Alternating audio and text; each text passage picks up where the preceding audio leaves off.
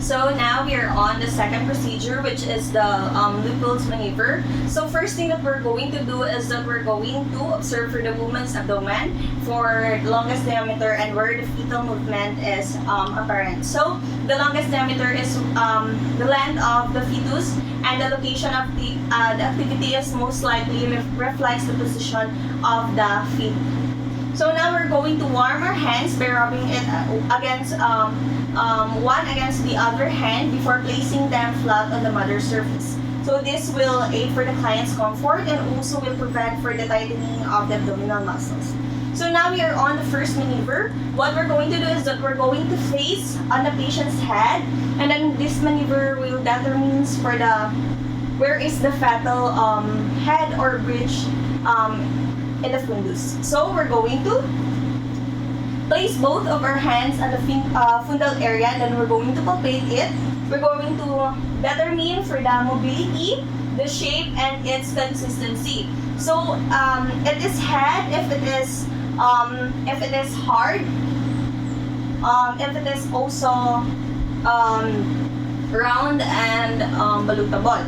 While it is buttocks if it is soft, globular, and non-balutable. So when we're going to palpate, we are going to, the head feels firm than the bridge, and also the head is round and it is hard, while the bridge is less well defined. So a head moves independently while the bridge moves conjunction with the body. So now we are on the second maneuver. In the second maneuver, we're going to face again on the patient's head. So this maneuver will determine or locates for the back of the fetus. So what we're going to do here is we're going to place the palmar surface, both of our hands either of the side of the abdomen, and then we're going to apply the gentle pressure. So this method is the most successful in order to determine the direction and also the fetal back, where the fetal back is facing. So one hand will feel the smooth, hard, and it also feels the resistance of the surface. And the opposing hand will feel a number of the angular nodulation. So now we are going to hold our hands stationary on the right side of the uterus. So we're going to hold our hands stationary to the right side of the uterus. And then what we're going to do is we're going to palpate for the right hand on the opposing side of the uterus from the top to the bottom, and then we're going to hold steady the right side of the hand, and then we're going to repeat the palpation using the left hand on the right side of the uterus.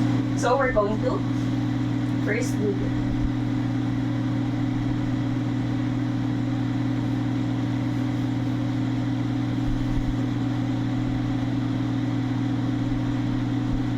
So in this presentation, the back is hard, it is also smooth, and resistance plane, and the small part, it is irregular, nodular, and there is some bony prominences that is present. So now we are on the third maneuver. In the third maneuver, we're going to place again on the patient's head. So in this maneuver, it will determine the part of the fetus, of the inlet, and also the mobility of it. So the thing that we're going to do is that we're going to gently but firmly cross the lower abdomen of the woman. It's just above the symphysis pubis, and then we're going to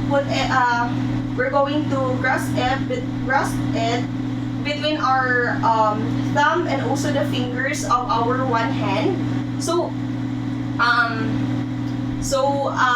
we're going to press it together. So if the presenting part is, if it is not engaged, a movable body, which is the head, is being felt. So the buttocks is a soft, globular, and non-palpable. So we're going to put it firmly with our thumb and our fingers, and then we're going to press. Now, if the presenting part of the abdomen of the if the presenting part will moves upward and so the examiner hands can be presented can be if the presenting part of will moves on the upward of the examiner and the hands will be pressed together, the presenting part is not engaged. So if the part that is felt is firm, it is the head, and if it is soft, it is the bridge position. So now, what we're going to do is we're going to do the fourth maneuver. So in the fourth maneuver rather, it is we are going to face on the patient's feet. So this maneuver will determine for the fetal attitude of the fetus and also the degree of the fetal extension in the pelvis. So it should be done only if it is in the cephalic presentation and the information about the infant's antero-posterior position may also be gained into the final maneuver. So what we're going to do is that we're going to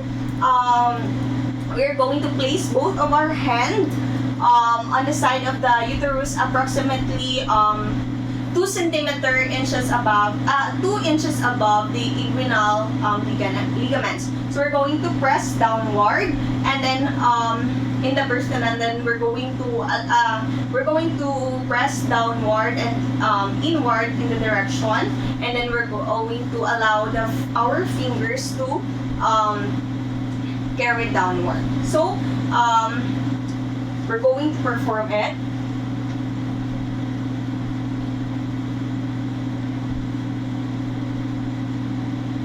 So after that we have done, so the fingers of the one hand will we're going to slide along the uterine contour. So it will meet no obstructions, and it will indicate for the back of the fetal neck of the fetus. So the other hand will meet the obstruction in inch or above the ligament. This also is the fetal brow, and the position of the fetal brow is will corresponds for the side of the uterus that is contained for the elbows, the knees, and of the fetus. So if the fetus is in poor attitude, the examining fingers will meet an obstruction on the fingers. We're going to meet the obstruction on the same side of the fetal back, and that is the fingers.